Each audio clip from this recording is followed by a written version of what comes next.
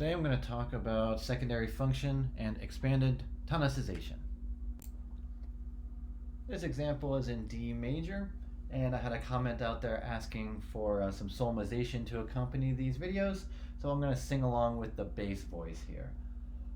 Do, di, do, re, mi, fa, fi, sol, la, re, sol, fa, mi.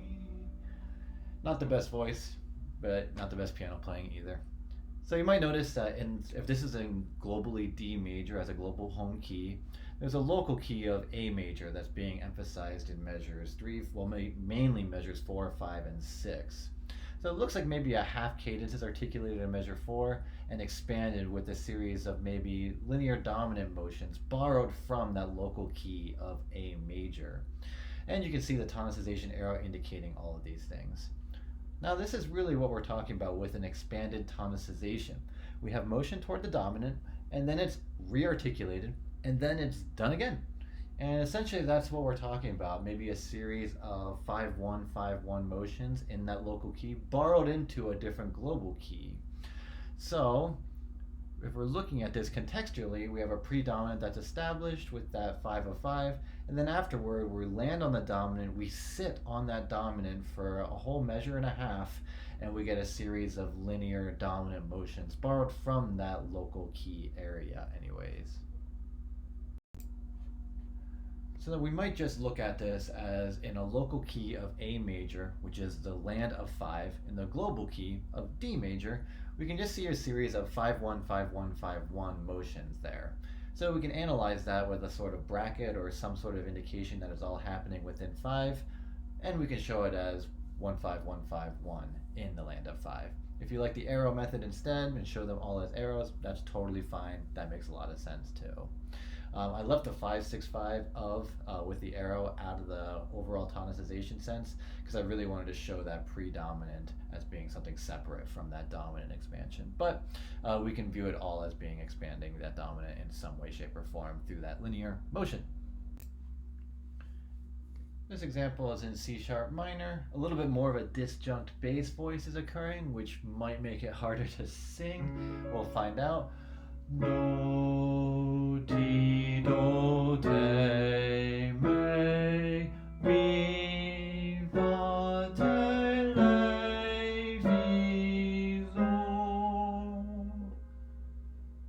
That E sharp, that F double sharp, and even that B natural, all those things don't tell me C sharp minor as much as they tell me other keys and other tonal centers anyways. So if we look at our contextual and Roman numeral analysis, we can see a little bit of tonicization happening in the land of 3 in that second measure. So essentially the tonic expansion goes from a tonic chord toward a 3 chord with a secondary 5-7 of 3 happening in measure 2. And then measures 3 and 4, we can see the predominant, which is essentially an F sharp minor sonority, being expanded and prolonged via linear dominant motion. So if we're in F sharp minor for a second, here is 5-6-5 of 1, 5-4-2 of 1-6, in which case all of those F sharp minor chords are essentially being analyzed as a local temporary tonic. So it's all within the predominant area of 4 for those 4 harmonies anyways. I'm just analyzing it as 5-1, 5-1 in a larger sort of picture of 4. Again, if you wanted to draw arrows showing the tonicizations on a sort of micro level and you showed 1, 2, 3, 4 arrows total in this excerpt, that makes sense to me. This is just a shorthand way of doing it and saying there's an expanded tonicization going on here.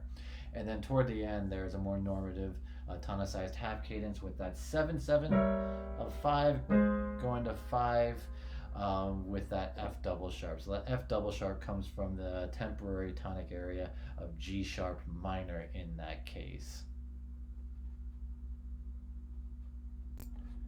So then to recap real quick, tonicization in general, we're borrowing a dominant from a key and evoking its leading tone and trying to apply it to a stable major or minor harmony in a diatonic collection.